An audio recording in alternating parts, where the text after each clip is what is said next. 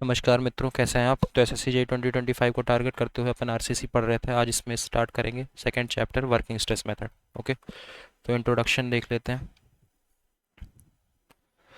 In WSM method the structural material behave elastically during due to working loads. ठीक है, WSM method में working loads की वजह से जो स्ट्रक्चर है वो इलास्टिकली बिहेव करता है। ठीक है, the stress have with in its limit and a proper factor of safety can be achieve. ठीक है, स्ट्रेस जो होते हैं अपने लिमिट्स में रहते हैं और एक proper factor of safety achieve होती है। ठीक है, डब्ल्यू एस एम को इलास्टिक मेथड भी बोलते हैं। फैक्टर ऑफ सेफ्टी की बात करें तो क्या होता है, factor of safety of concrete क्या होता है, ultimate strength of concrete upon working strength. ठीक है, ultimate strength upon working strength होता है factor of safety. Factor of safety की स्टील की बात करें तो हो जाएगा yield strength of steel upon working strength. अब फैक्टर ऑफ सेफ्टी देख लेते हैं।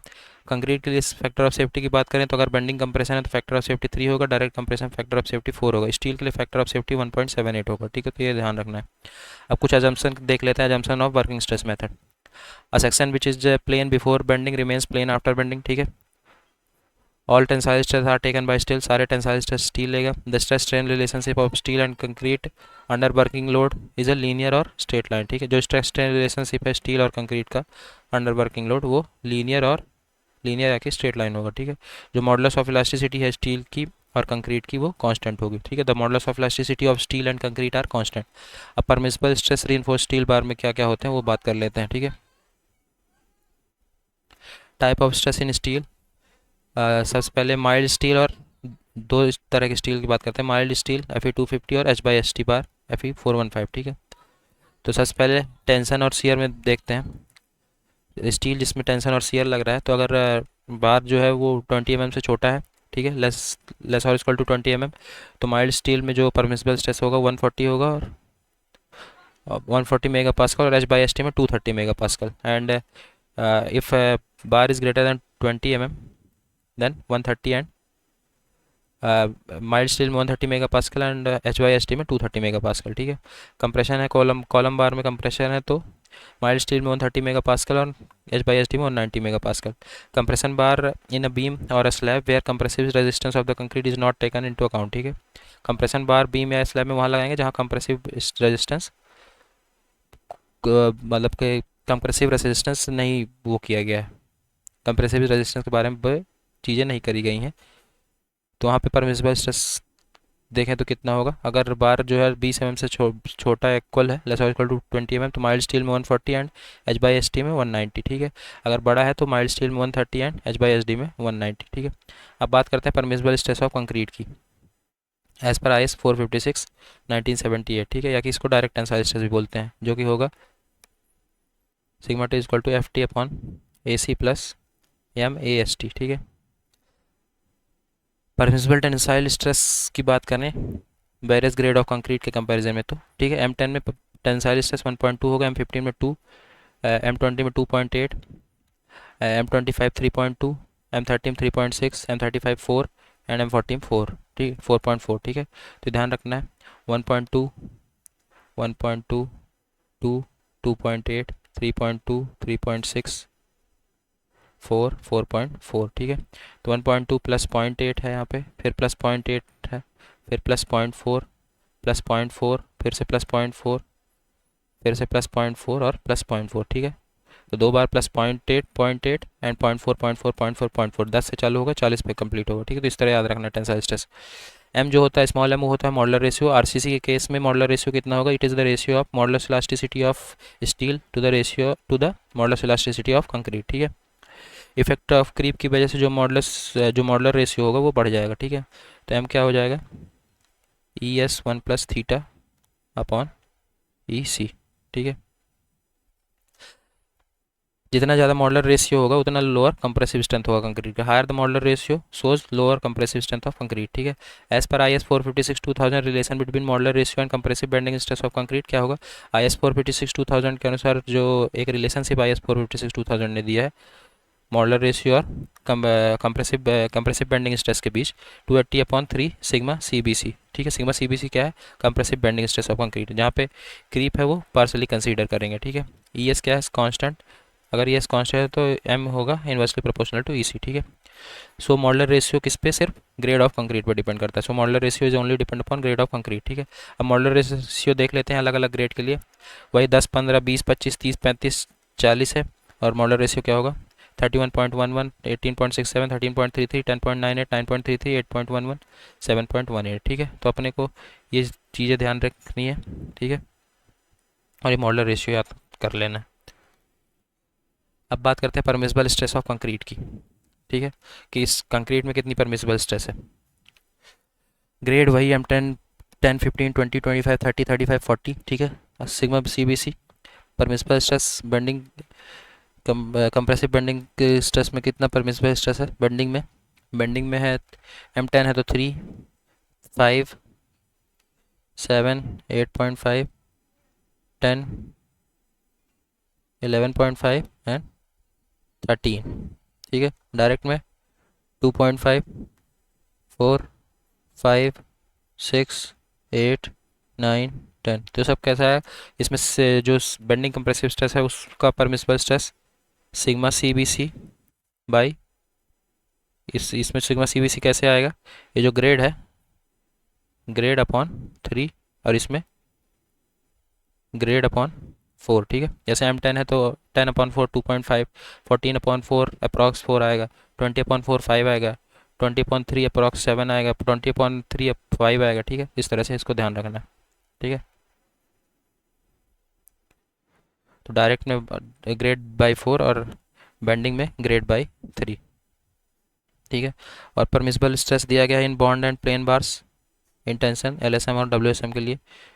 तो 1.2, 1.4, 1.5, 1.7, 1.9, 0.6, 0.8, 0.9, अपने को मेन ये ध्यान रखना है, ये वाला पार्ट ये ज़्यादा पूछा जाता है, okay.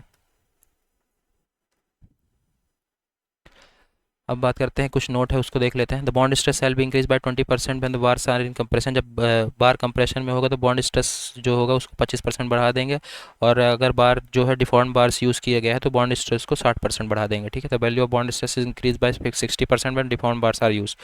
Ratio of permissible stress in direct compression and bending compression is less than 1। जो परमिसिबल स्ट्रेस का रेशियो होता है डायरेक्ट कंप्रेशन और बेंडिंग कंप्रेशन का, वो 1 से छोटा होता है, ठीक है। तो ये भी ध्यान रखना। अब बात करते हैं इक्विवेलेंट एरिया की ऑफ कंपोजिट सेक्शन, ठीक है। Equivalent area of composite section सबसे पहले इन टर्म्स ऑफ कंक्रीट के टर्म्स में क्या होगा, sigma CMAS plus AC। Steel के टर्म्स में sigma SAS plus AC by M, okay. Equivalent area की बात करें तो क्या क्या होगा, जो AC है M × AST है equivalent area. Stress in concrete हो जाएगा सिग्मा ST अपॉन M क्या है मॉडुलर रेशियो, AC है एरिया ऑफ कंक्रीट, AST है area of steel. Equivalent area of compression in steel B × XC minus ASC, ठीक है। Equivalent concrete area in compression zone में ASC 1.5 M-1, ठीक है। ये सारी चीज़ें ध्यान रखनी है। अब बात करते हैं permissible deflection for the beam section. Beam section के लिए परमिसिबल डिफ्लेक्शन क्या क्या होगा, ठीक है। अगर स्पैन जो है 10 मीटर से छोटा है, लेस और इक्वल टू 10 मीटर, तब सिंपली सपोर्टेड बीम और टी बीम के लिए जो maximum span by effective depth ratio है, span by effective depth ratio वो कितना हो जाएगा, वो सिंपली सपोर्टेड और टी बीम के लिए होगा 20, फिक्स्ड और कंटिन्यूस बीम के लिए 26 और कैंटिलीवर बीम के लिए 7, ठीक है। ये तो ये चीज़ें ध्यान रखनी है। अगर स्पैन जो है 10 मीटर से ज़्यादा हो जाएगा तो इफेक्टिव डेप्थ क्या हो जाएगा, स्पैन का स्क्वायर अपॉन 10A, ठीक है। स्पैन का स्क्वायर अपॉन 10A, ठीक है। ये जो है span to effective depth ratio है। अब बात करते हैं लेटरल स्टेबिलिटी ऑफ बीम्स की। Slenderness limit to maintain the lateral stability of the beams, ठीक है। स्लेंडरनेस लिमिट जो होती है वो मेंटेन करती है लेटरल स्टेबिलिटी ऑफ बीम की। सिंपली सपोर्टेड बीम में जो लेटरल स्टेबिलिटी ऑफ बीम की बात करें तो सिंपली सपोर्टेड और कंटिन्यूस बीम में जो क्लियर डिस्टेंस है between lateral strain of beams वो किससे बड़ा नहीं होना चाहिए, minimum of 60B and 250B square by D में जो भी मिनिमम हो उससे बड़ा नहीं होना चाहिए clear distance between lateral restrain of beam. B क्या है, विड्थ ऑफ बीम है, डी है इफेक्टिव डेप्थ ऑफ बीम। और ये था सिंपली सपोर्टेड और कंटिन्यूस बीम के लिए। अब बात करते हैं कैंटिलीवर बीम के लिए कितना होगा। एक सेकंड थोड़ा रफ कर लें, ओके। तो कैंटिलीवर बीम के लिए जो L0 है should not be greater than minimum of 25B and 100B square by D, ठीक है, ठीक है।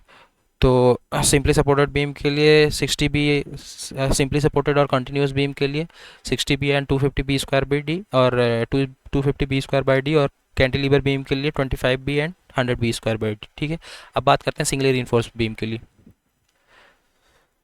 सिंगली रीइंफोर्स्ड बीम की बात करते हैं, एक सेकंड थोड़ा सा रफ कर दो ये सब। Okay, the beam that is longitudinally reinforced only in tension zone is known as singly reinforced beam. वो बीम जो सिर्फ लॉन्गिट्यूडनली रीइंफोर्स्ड है सिर्फ टेंशन जोन में, उसको बोलेंगे सिंगली रीइंफोर्स्ड बीम। ठीक है, in such beam the ultimate bending movement and the tension due to bending are carried by the reinforcement.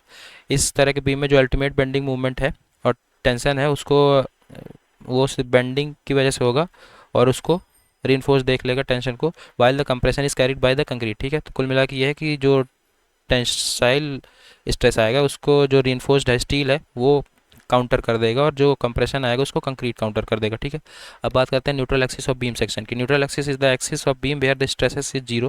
Neutral axis beam की वो एक्सिस है जो जहाँ पे स्ट्रेस जो होता है वो जीरो होता है। ये ना ही कंप्रेशन जोन में होता है ना ही टेंशन जोन में होता है। ठीक है, this is a neutral axis. यहाँ पे स्ट्रेस जीरो होता है, ये ना ही कंप्रेशन में होता है ना ही टेंशन में होता है।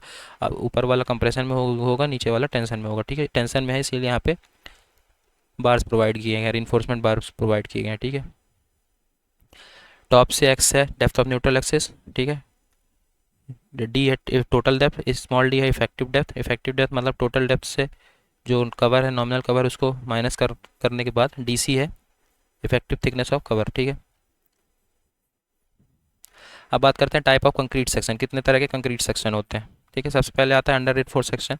In this type of section the percentage of steel provide is less then balance section. ठीक है, इसमें जो परसेंटेज ऑफ स्टील प्रोवाइड करते हैं वो कम प्रोवाइड करते हैं percentage of steel of balance section में जितना प्रोवाइड करता है। ठीक है, steel is fully stress while stress is concrete, stress in concrete is less then sigma CBC. Steel जो होता है वो फुली स्ट्रेस्ड होता है इसमें, और जो कंक्रीट में स्ट्रेस होता है वो कम होता है सिग्मा सीबीसी से। ठीक है, जो बेंडिंग कंप्रेसिव स्ट्रेस से कम होता है। ठीक है, in this type of section the failure is ductile because steel fails first and sufficient warning is given before the collapse.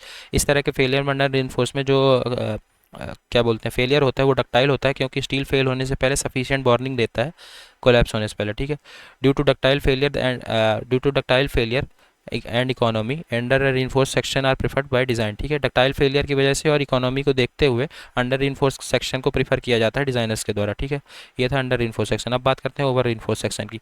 Percentage of steel is greater than balance section. Balance section में जितना percentage of steel लगता है उससे ज़्यादा percentage of steel लगता है इन over reinforce section. ठीक है, stress in concrete reaches it's permissible value while steel is not fully stress. Stress concrete में जो है वो अपनी परमिसिबल वैल्यू तक रीच करती है, जबकि स्टील जो है वो फुली स्ट्रेस नहीं हो पाती। ठीक है, तो मतलब कि जो कंक्रीट में स्ट्रेस आ रहता है उस कंक्रीट में जो परमिसिबल लिमिट रहती है स्ट्रेस की वो पहले रीच कर जाती है कम, और स्टील जो है वो फुली स्ट्रेस नहीं हो पाता। ठीक है, ये है ओवर रीइंफोर्स सेक्शन। मतलब रीइंफोर्समेंट इसमें बहुत ज़्यादा दिया जाता है, इसलिए जो स्टील है रीइंफोर्समेंट में स्ट्रेस अपनी लिमिट तक नहीं पहुंचता, कंक्रीट में पहले ही पहुंच जाता है, जिसकी वजह से इसमें ब्रिटल फेलियर होगा बिना कोई वार्निंग दिए। ठीक है, इसलिए इसको प्रीफर भी नहीं किया जाता। ठीक है, तो concrete is in brittle in nature, hence failure is known as compression, और brittle failure it is also known as sudden failure. ठीक है, अब बात करते हैं बैलेंस या की इकोनॉमिकल सेक्शन की। A balance section is that section in which stress in concrete and stress reaches in permissible value at the same time. Balance section वो सेक्शन होता है जिसमें कंक्रीट में और स्टील में स्ट्रेस एक ही टाइम पे रीच कर जाए। ठीक है, the percentage of steel in reinforce balance section is greater than under reinforce section. वो तो अपन पहले भी देखे कि जो परसेंटेज ऑफ स्टील है बैलेंस सेक्शन में, percentage of steel balance section में जो है वो अंडर रीइंफोर्स सेक्शन से ज़्यादा होती है। ठीक है, अब बात करते हैं स्ट्रेस स्ट्रेट डायग्राम की। सबसे पहले critical depth of neutral axis. ठीक है, critical depth of neutral axis क्या होता है? Critical depth of neutral axis is such a depth where stress in concrete and steel attain its maximum value at same time. Critical depth of neutral axis वो depth होती है जहाँ पे concrete और steel का स्ट्रेस अपने maximum value पे पहुंच जाता है एक ही टाइम पे। तो ठीक है, तो इस critical depth of neutral axis कैसे निकालते हैं? X M sigma C B C upon M sigma C B C plus sigma S T into D. ठीक है, एम है modular ratio, sigma C B C है बेंडिंग कंप्रेशन स्ट्रेस, और sigma S T है tensile stress.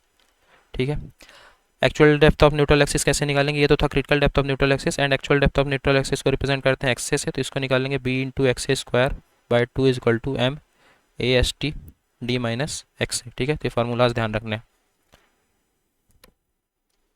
अब कुछ note है उसको पढ़ लेते हैं, एक सेकंड थोड़ा सा रफ कर लें।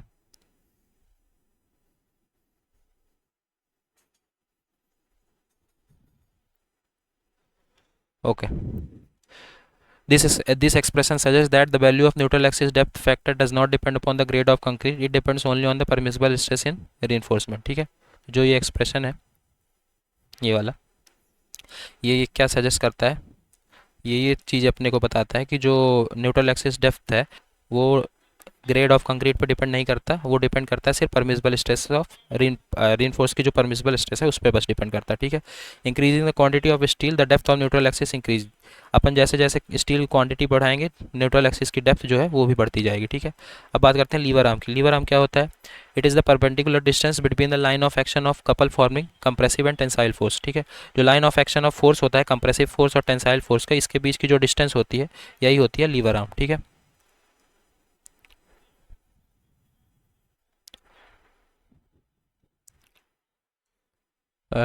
Tensile force in concrete section known as lever arm. Lever arm की वैल्यू क्या निकल के आती है? D-XA/3। ठीक है, अब बात करते हैं मूवमेंट ऑफ रेजिस्टेंस की, जिसको MR से रिप्रेजेंट करते हैं। The ability of beam to resist bending movement is known as movement of resistance. Bending movement, beam की वो एबिलिटी जो बेंडिंग मूवमेंट को रेजिस्ट कर, बीम की बेंडिंग मूवमेंट को रेजिस्ट करने की एबिलिटी जो होती है बीम की, उसी को बोलते हैं मूवमेंट ऑफ रेजिस्टेंस। ठीक है, इसमें टोटल कंप्रेसिव फोर्स, इसको निकालने के लिए जो दो तरह से इसको निकाल सकते हैं, ये टेंसाइल फोर्स की तरफ से भी निकाल सकते हैं, कंप्रेसिव फोर्स की तरफ से भी निकाल सकते हैं। ठीक है, तो जैसे कंप्रेसिव टोटल कंप्रेसिव फोर्स होता है 1/2 sigma CBC into B into X A. ठीक है, ये हो गया कंप्रेसिव फोर्स। अब इसी में डिस्टेंस बिटवीन दो फोर्सेस के बीच डिस्टेंस जो लीवर आर्म होती है, जिसको लीवर आर्म भी बोलते हैं, उसको इंटू कर दो तो अपन आ जाएगा MR। अब टेंसाइल फोर्स से अगर निकालना चाहे तो FT क्या होता है? Sigma ST/M into M into AST। ये हो जाएगा सिग्मा ST, मतलब हो जाएगा सिग्मा ST इंटू AST। ठीक है, इसी में इंटू कर दो लीवर आर्म तो आ जाएगा moment of resistance of force. ठीक है, अगर actual depth of neutral axis ज़्यादा है, critical depth of neutral axis है, तो जो मोमेंट ऑफ रेजिस्टेंस निकलेगा वो निकलेगा कंप्रेशन साइड से, सिग्मा CBC/2 D-XA/3। अगर actual depth of neutral axis less than है, critical depth of neutral axis है, तो मूवमेंट ऑफ रेजिस्टेंस निकलेगा वो टेंसाइल साइड निकलेगा। अगर actual depth of neutral axis ज़्यादा है, critical depth of neutral axis है, तो कंप्रेशन साइड से निकलेगा। अगर actual depth of neutral axis कम है, critical depth of neutral axis है, तो ये टेंसाइल साइड से निकलेगा। ठीक है, अगर actual depth of neutral axis equal है, मतलब बैलेंस सेक्शन है, तब जो मोमेंट ऑफ रेजिस्टेंस निकलेगा वो दोनों में से किसी भी तरफ साइड से निकालें बराबर ही आएगा। ठीक है, अब बात करते हैं परसेंटेज ऑफ स्टील रीइंफोर्समेंट की। उससे पहले थोड़ा सा रफ कर लें।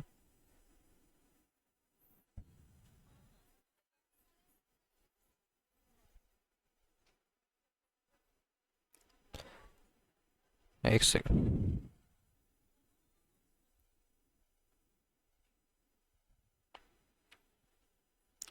Percentage of steel reinforcement. Percentage of steel reinforcement क्या होता है? ये इसको निकालते हैं P=AST/BD, P=AST/BD इंटू 100। ठीक है, या कि जो इकोनॉमिकल परसेंटेज ऑफ स्टील निकालना है अगर, तो उसको निकाल लेंगे 50 XA², XA है actual depth of neutral axis, upon MD D-XA। Okay, as पर IS 456 due to creep and shrinkage effect factor 1.5 M is used for compression steel. ठीक है, एक सेकेंड,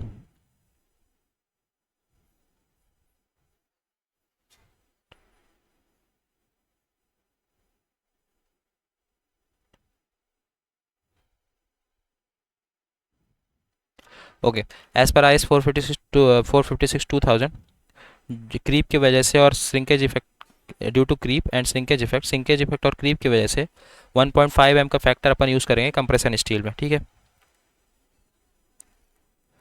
अब बात करते हैं रीइंफोर्समेंट स्पेसिंग फॉर बीम। ठीक है, रीइंफोर्समेंट स्पेसिंग बीम की क्या है?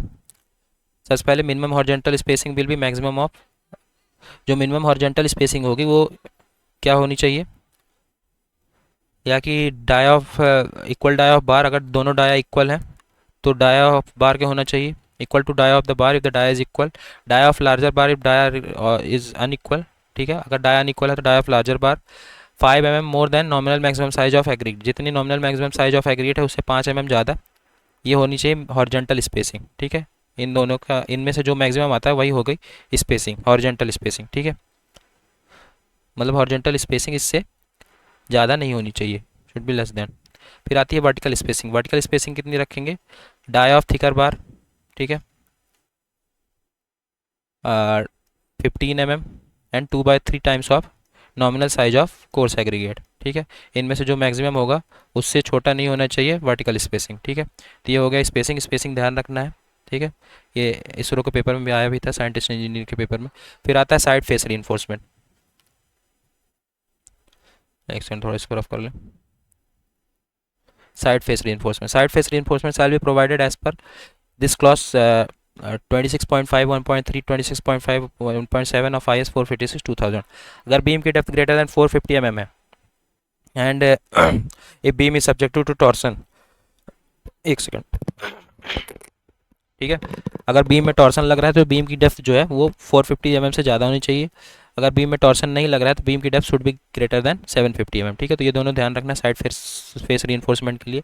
And it is provided at the rate of 0.1% of web area and distribute equally on both side of faces, ठीक है। तो ये ध्यान रखना है, ये जो दोनों है इसको प्रोवाइड करते हैं कितना, at the rate of 0.1% of web area के रेट से प्रोवाइड करते हैं और डिस्ट्रीब्यूट करते हैं equally both side of faces में, ठीक है। ओके। और मैक्सिमम स्पेसिंग जो ओवरऑल आती है वो क्या आएगी, it should be minimum of 300 and beam की बिट से, ठीक है। तो ये यहाँ पे दिया जाता है साइड फेस रीइंफोर्समेंट, ये है वर्टिकल स्पेसिंग इसके बीच की, ठीक है। इनके बीच की है हॉरिजॉन्टल स्पेसिंग। इन सब के बारे में अपन ने बात कर ली है, ठीक है। अब बात करते हैं ये जो मैक्सिमम स्पेसिंग है ये साइड फेस रीइंफोर्समेंट के लिए, साइड फेस रीइंफोर्समेंट के लिए, ठीक है। साइड फेस रीइंफोर्समेंट की जो मैक्सिमम स्पेसिंग देंगे, ठीक है।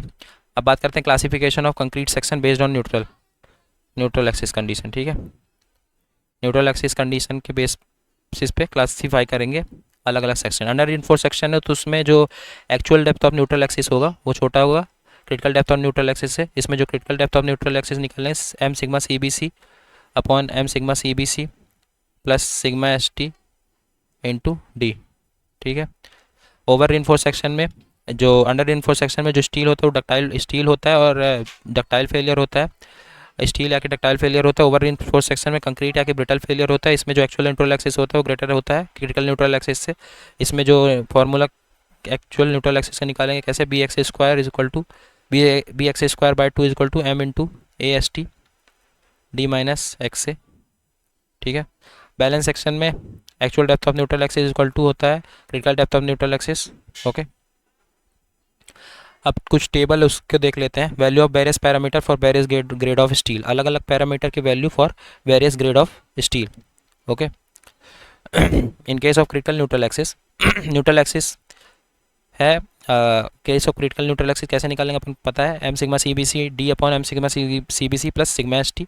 तो अगर Fe250 में Fe250 का बार है और जिसमें सिग्मा ST रहेगी 140 न्यूटन पर mm²। इसके साथ साथ ये भी याद रखना है अगर Fe250 का बार है, ठीक है। तो और ये है किसके लिए, M15 का ग्रेड है, सिग्मा CBC इसमें 5 न्यूटन पर mm², m है 18, ठीक है। ये M15 के लिए ये तीनों यही होता है, ठीक है। अपन ने पीछे पढ़ा था सिग्मा CBC की, M15 सिग्मा CBC कैसे निकलता था, ग्रेड बाई 3, और डायरेक्ट कंप्रेशन निकलता था वो कैसे निकलता था, ग्रेड बाई 4 से, ठीक है। तो M15 के लिए जो सिग्मा CBC आ जाएगा वो कितना आएगा, 5 ग्रेड बाई 3 मतलब 5 न्यूटन पर mm²। और जो मॉडुलर रेशियो आएगा M15 के लिए कितना आएगा, 18 आ जाएगा, ठीक है। तो अपन M15 के लिए बात कर रहे हैं। Fe250 के लिए जो सिग्मा ST होता है 115 न्यूटन पर mm² होता है। Fe450 के लिए जो सिग्मा ST होता है 230 न्यूटन पर mm² होता है। Fe500 के लिए जो सिग्मा ST होता है 275 न्यूटन पर mm² होता है। ये अपने को ध्यान रखना, ठीक है। तो डायरेक्ट उसी की फिर वैल्यूज़ दे दी गई हैं। तो इसमें सिग्मा सी जो होगा इन सब की वैल्यूज़ रखने के बाद जो Fe250 के लिए आएगा 0.39 D, Fe415 के लिए आएगा 0.281 D एंड Fe500 के लिए आएगा 0.246 D, ठीक है। लीवर आर्म निकालते हैं D माइनस एक्सी बाई 3 से, तो लीवर आर्म आ जाएगा Fe250 के लिए 0.87 D, FE 415 के लिए 0.906 डी एंड FE 500 के लिए 0.918 डी। मोमेंट ऑफ रेजिस्टेंस अपन निकालते हैं, अगर कंप्रेशन साइड से निकालें तो B into X C into sigma C B C by 2 D minus X C by 3, तो 0.85 बी डी स्क्वायर। FE 415 के लिए 0.64 बी डी स्क्वायर, FE 500 के लिए 0.564 बी डी स्क्वायर, FE 250 के लिए था 0.85 बी डी स्क्वायर, ठीक है, 0.64 B D square 0.564 B D square. Percentage of tensile reinforcement निकालेंगे तो AST by B D into 100 से निकलता है, तो FE 250 के लिए आएगा 0.7%, FE 415 के लिए आएगा 0.31% एंड FE 500 के लिए आएगा 0.22%, ठीक है। एरिया ऑफ टेंसाइल रीइंफोर्समेंट निकालेंगे तो यहीं से निकल जाएगा P into B into D upon 100, ठीक है, तो आ जाएगा 0.007 बी डी एंड FE 415 के लिए आ जाएगा 0.0031 बी डी एंड FE 500 के लिए आ जाएगा 0.0022 बी डी, ठीक है। तो ये टेबल थी, ये अपने को ध्यान रखनी है, क्योंकि कैलकुलेट करने से अच्छा अगर ध्यान है तो बहुत जल्दी सॉल्यूशन आ जाता है, ठीक है, मतलब अपने को टाइम कम लगता है। ओके, सो यहाँ पे अपना WSM कंप्लीट होता है। फिर है डब्ल्यू रीइंफोर्स बीम, ये भी एक ही पेज का है तो इसको भी अपन यहीं पे कर लेते हैं, ठीक है। तो सिंगली रीइंफोर्स्ड बीम की बात कर लिए हैं अपन, अब बात करते हैं डब्ल्यू रीइंफोर्स्ड बीम की, ठीक है। इसका इंट्रोडक्शन सबसे पहले देखते हैं। RCC beam which comprise of reinforcement both in tension zone as well as compression zone is called doubly reinforced beam, ठीक है। RCC beam जिसमें reinforcement tension zone और compression zone दोनों जगह दी जाती है उसको बोलते हैं doubly reinforced beam, ठीक है।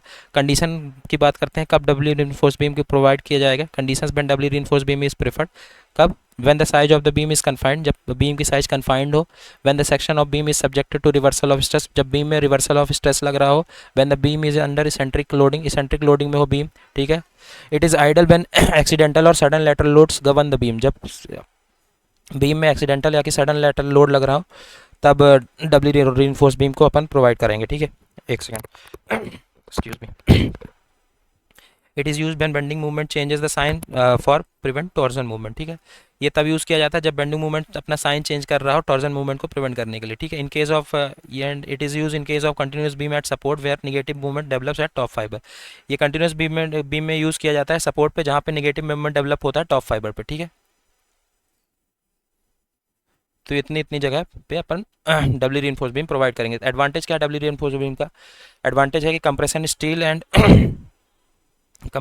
And tensile steel increase the sections flexibility, it is always use in earthquake prone areas, ठीक है। एडवांटेज ये है कि कंप्रेशन स्टील और टेंसाइल स्टील अपनी फ्लेक्सिबिलिटी इंक्रीज कर लेते हैं, इंक्रीज हो जाती है फ्लेक्सिबिलिटी कंप्रेशन स्टील और टेंसाइल स्टील की, ठीक है, उनके सेक्शंस की, और इसको अपन अर्थक्वेक प्रोन एरियाज में भी यूज़ कर सकते हैं, ठीक है। दूसरा एडवांटेज है the doubly reinforce beam has steel in tension and compression zone to reduce the sections deflection, ठीक है। दूसरा एडवांटेज है कि टेंशन जोन और कंप्रेशन जोन में दोनों जगह रीइंफोर्स रहता है ये बीम, जिसकी वजह से डिफ्लेक्शन कंट्रोल में आ जाता है, डिफ्लेक्शन रिड्यूस हो जाता है, ठीक है। It increase the sections rotation capacity, और ये सेक्शन की रोटेशन कैपेसिटी को भी बढ़ा देता है, ठीक है। तीसरा एडवांटेज है compression steel help in reducing long term deflection of the beam. Compression steel में जो कंप्रेशन साइड स्टील लगा रहता है वो लॉन्ग टर्म डिफ्लेक्शन, बीम के लॉन्ग टर्म डिफ्लेक्शन को रिड्यूस करने में हेल्प करता है, ठीक है। चौथा एडवांटेज ये है कि area of steel in compression is reduce in case of shrinkage and creep effect, ठीक है। जो कंप्रेशन में एरिया ऑफ स्टील होती है वो श्रिंकेज और क्रीप इफेक्ट में कम हो जाती है, चौथा एजम्पशन, ठीक है। अब एनालिसिस करते हैं डब्ल्यू रीइंफोर्स्ड सेक्शन का, ठीक है। तो ये है डायग्राम, दोनों साइड लगा है, this is MAST and this is 1.5 times of MASC, जो अपन बात किए थे कि कंप्रेशन जोन में 1.5 टाइम्स बढ़ा देंगे, ठीक है, in case of creep and shrinkage effect, ठीक है। ये कवर दोनों side, actual depth of neutral axis, ठीक है। ये है stress diagram, sigma CBC sigma ST। Critical depth of neutral axis कैसे निकालेंगे? उसी तरह जैसे अपने पहले पढ़ के आया, M sigma CBC upon sigma ST plus M sigma CBC into D, ठीक है। Actual depth of neutral axis कैसे निकालेंगे? इसमें थोड़ा सा इक्वेशन बढ़ जाएगी, BXA²/2 plus 1.5 M-1 ASC 1.5 M-1 ASC XA minus DC is equal to MAST D minus XA, ठीक है। तो इसमें दोनों साइड का टेंशन और कंप्रेशन साइड दोनों इक्वल कर दिए गए, ठीक है। मूवमेंट ऑफ रेजिस्टेंस कैसे निकालेंगे? ओवर रीइंफोर्स्ड सेक्शन में के लिए मूवमेंट ऑफ रेजिस्टेंस निकालेंगे कैसे? B into XA/2 sigma CBC D minus XA/3, ये जो अपन सिंगल रीइंफोर्समेंट पढ़े थे, फिर उसमें ऐड क्या हो जाएगा 1.5 M-1 ASC sigma C D minus DC dash, ठीक है। ये है movement of resistance for over reinforced section. अब बात करते हैं for under reinforced section. Under enforce section sigma S T A S T D minus Y, ठीक है।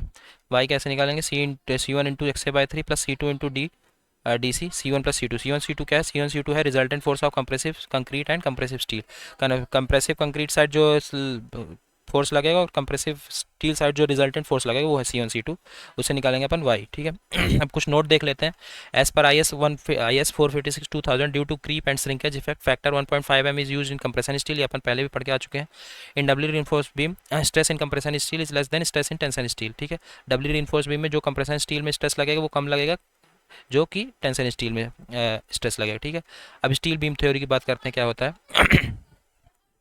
Steel beam theory is used to find approximate value of moment of resistance of doubly reinforced beam, especially when the area of compression steel is equal to or more than area of tensile steel। Steel beam theory का use किया जाता है approximate value moment of resistance जो W reinforce beam में होते हैं उसकी approximate value को फाइंड करने के लिए स्टील बीम थ्योरी का यूज़ किया जाता है, स्पेशली तब जब area of compression steel greater या कि इक्वल हो एरिया ऑफ टेंसाइल स्टील के, ठीक है। Steel beam theory is use to analysis and in the design of doubly reinforce section. Steel beam theory का यूज़ किया जाता है एनालिसिस करने के लिए और डब्ल्यू रीइंफोर्स बीम को डिज़ाइन करने के लिए, ठीक है। अब स्टील बीम थ्योरी के कुछ अजम्पशन है वो देख लेते हैं, ठीक है।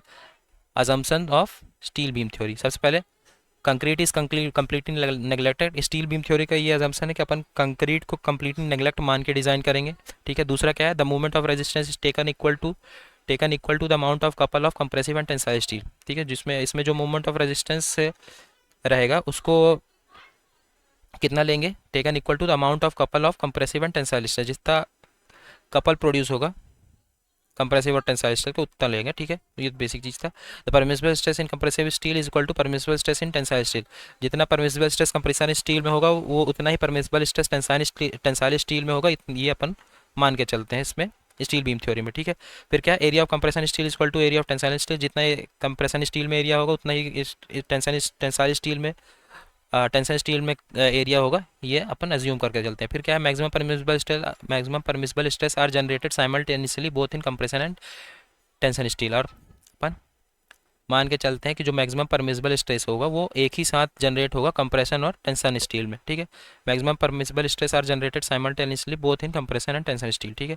The strain at the level of compression reinforcement in doubly reinforce concrete is in beam is taken as strain कितना लेंगे डब्ल्यू रीइंफोर्स कंप्रेशन रीइंफोर्स में, डब्ल्यू रीइंफोर्स बीम में जो कंप्रेशन रीइंफोर्समेंट में कितना स्ट्रेन लेंगे, डब्ल्यू रीइंफोर्स बीम में compression reinforce में कितना स्ट्रेन लेंगे, 0.0035 1 माइनस डी सी डैश जो कि इफेक्टिव कवर है अपॉन एक्स, एक्स क्या है, neutral axis, distance in neutral axis से डिस्टेंस कितना है, ठीक है। तो ये अज्यूम करके चलते हैं कि जो स्ट्रेन लेंगे strain at the level of compression reinforcement in doubly reinforce beam is taken as 0.0035 1 minus D C dash upon X, X क्या है, neutral axis, D C dash है इफेक्टिव कवर, ठीक है। तो यहाँ पे अपना डब्ल्यू एस एम और डब्ल्यू रीइंफोर्स बीम भी कंप्लीट होता है, ठीक है। हम नेक्स्ट चैप्टर में अपन बात करेंगे सीयर एंड बॉन्ड स्ट्रेंथ की, okay. So thank you so much.